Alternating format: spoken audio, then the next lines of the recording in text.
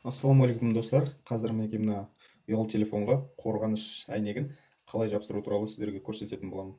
Ол үшін алдымен мінекей мынандай шүберек алып аламыз да, мына телефонымыздың бетін әбден сүртеміз. Мінекей осылай бірінші тазалап аламыз.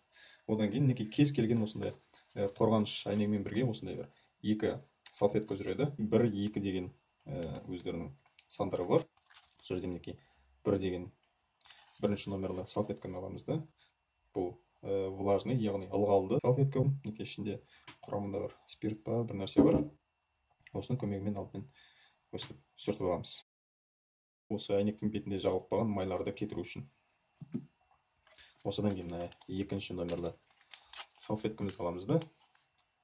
Бұл жерде құрғақ салфетка болу керек. Осымен тағы бір мәрте сүртіп жағамыз.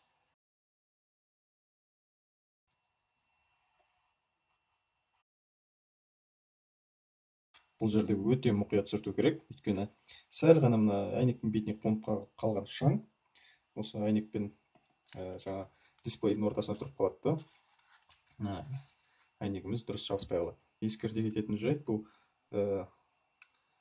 әйнекті жабыстырған кезде бұл бөлме ішінде шаң болмаған дұрыс. Абзалы жаңағыдай ванный комната дейді, мысалға ваннаның ішінде жабыстырған дұрыс, өйткені ол жерде ылғалды болады, сол үшін де шаң болмайды. Мінекей алдымен жабыстыру үшін мынандай 1 деген номері бар пленкасын аламыз да, бұл жерде размермен келтіріп тұрып баппен асықпай жабыстырамыз.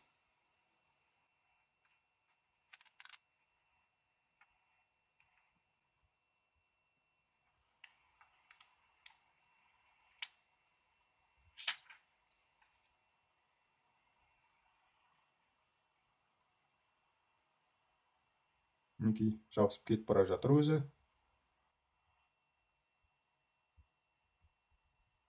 Мінекей жабысып бітті. Бұл жерде жаңағы жабыстырған кезде ең бастысы осы дисплейдің бетіне шаң қалмаса болды. Содан кейін жаңа өздеріңіз көргендей бетіне қоя салсақ болғаны дәлдеп тұрып өзі толықтай жабысып шыға келеді.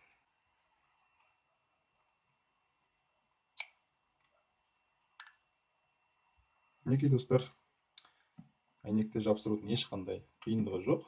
Осылай алдық та жабыстыра салдық.